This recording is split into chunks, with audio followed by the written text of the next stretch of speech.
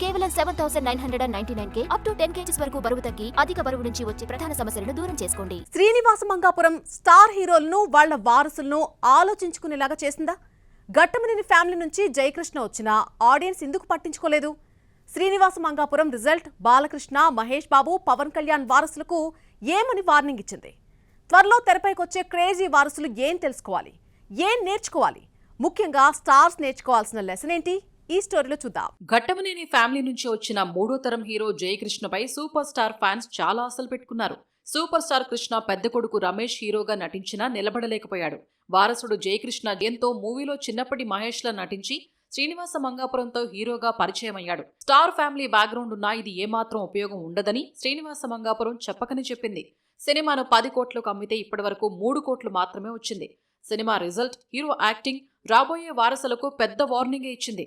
వెనకాల ఉన్న స్టార్డమ్ ఎంట్రీకి, పబ్లిసిటీకి మాత్రమే యూజ్ అవుతుంది. ఓపెనింగ్స్ రావాలంటే ముందుగా టీజర్, ట్రైలర్, సినిమాపై ఇంట్రెస్ట్ క్రియేట్ చేయాలి. ఇవేవీ లేకుంటే పెద్ద హీరోల వారసుల్ని కూడా ఆడియన్స్ పక్కన పెట్టేస్తారు. అదిగో ఇదిగో అంటూ నందమూరి హీరోల్ని మోక్షజ్ఞ ఎంట్రీ దోబూచులాడుతోంది.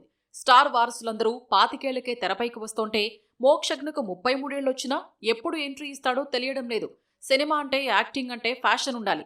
డెబ్యూ మూవీపై ఇంకా క్లారిటీ లేకపోవడం, ఆల్రెడీ మొదలవుతుందనుకున్న ప్రశాంత్ వర్మ మూవీ ఆగిపోవడంతో మోక్షకు యాక్టింగ్ అంటే ఇంట్రెస్ట్ ఉందా అన్న అనుమానం నందమూరి ఫ్యాన్స్ లోనే మొదలైంది. బొద్దుగా ఉండే మోక్షు ప్రశాంత్ వర్మ మూవీ కోసం సన్నబడ్డాడు. ఇంతలో ఈ ప్రాజెక్ట్ అటకెక్కింది.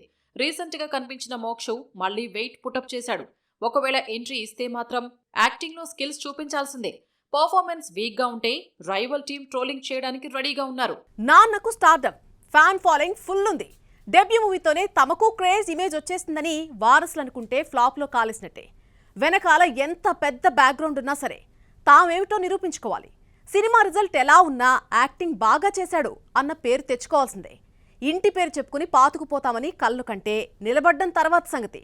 ట్రోలింగ్ తో పరువు మొత్తం పోతుంది. మెగా ఫ్యామిలీ నుంచి రాబోయే హీరోగా పవన్ వారసుడు అకీరా నందన్ ను చూస్తున్నారు. ఎంట్రీ ఎప్పుడిస్తాడా అని మెగా ఫ్యాన్స్ వెయిటింగ్.